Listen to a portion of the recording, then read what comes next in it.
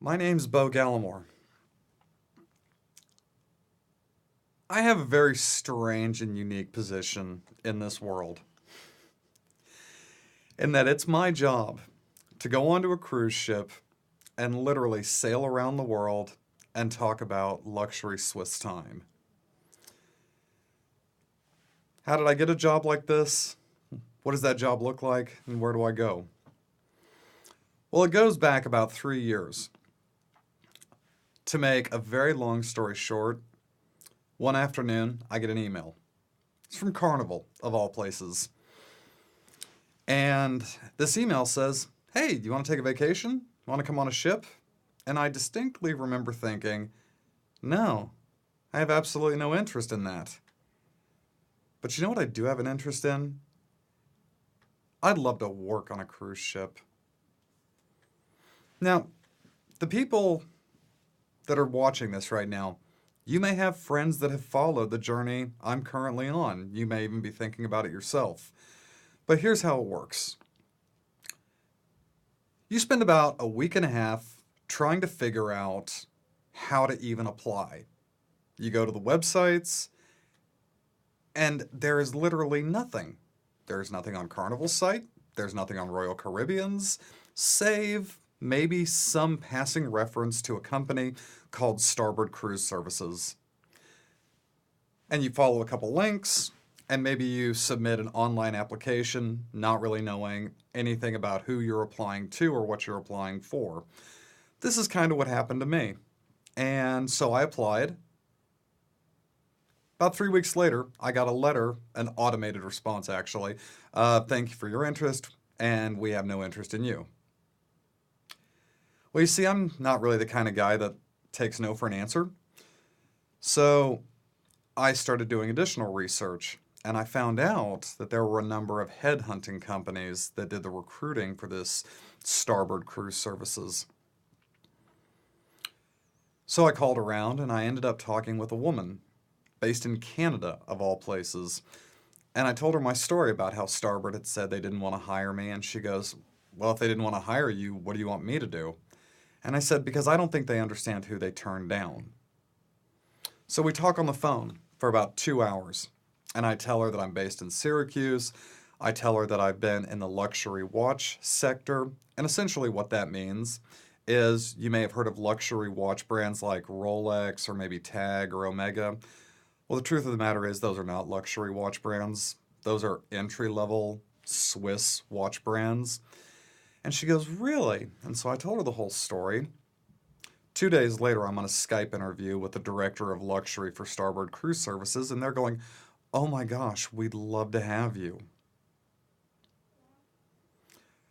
Now, this is something of a drastic turn of events, and I could not have imagined how drastic it was.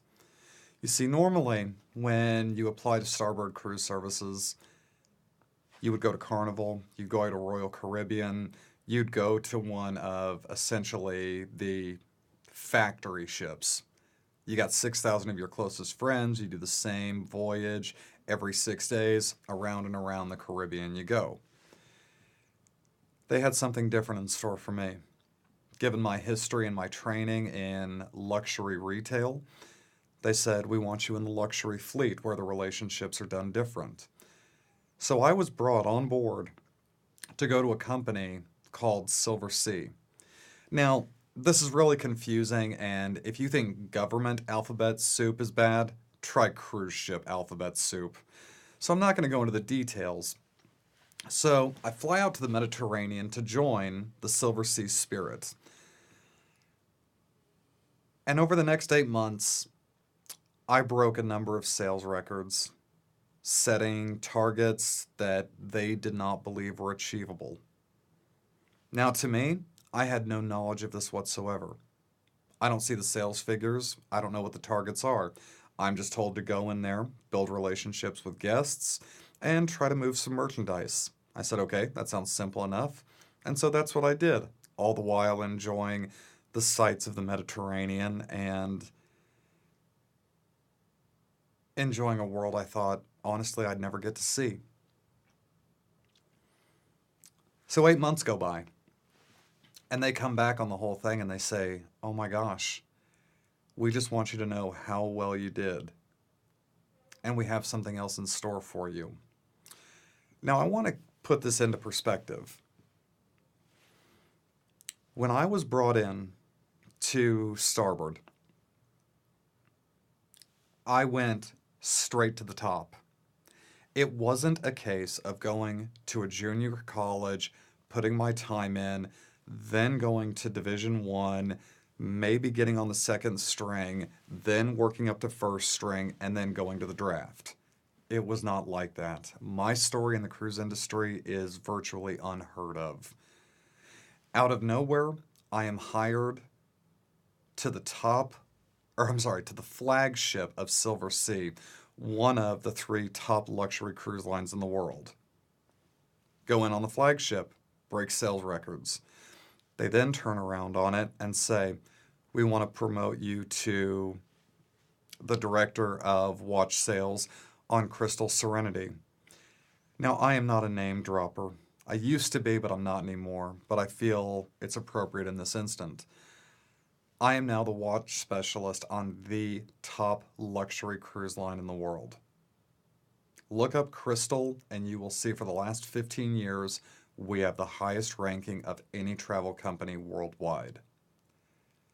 This is essentially somebody coming out of high school and getting the starting position in the NFL draft. Now I need to put this into perspective for you. You need to watch the other video. There's a whole series that I believe you're going to have access to, and the one on sobriety is going to tie directly into this. And so I just want to reference that really quick. But there are 2 things that have allowed me to do this. One is getting my head on straight and being sober.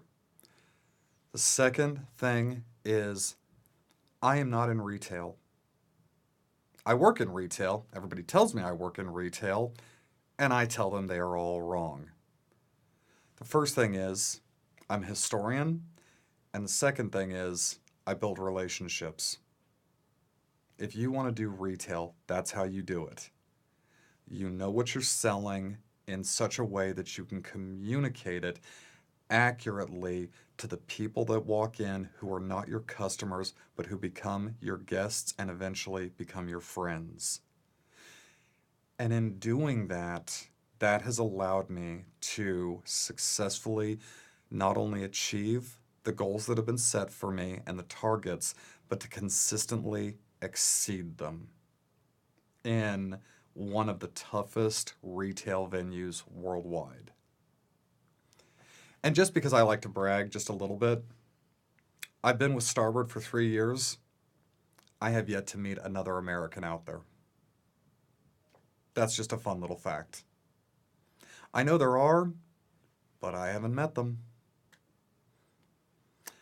So with that, that's essentially how I got into Starboard, because I didn't take no for an answer, and I played the game by my rules, not theirs. Thank you.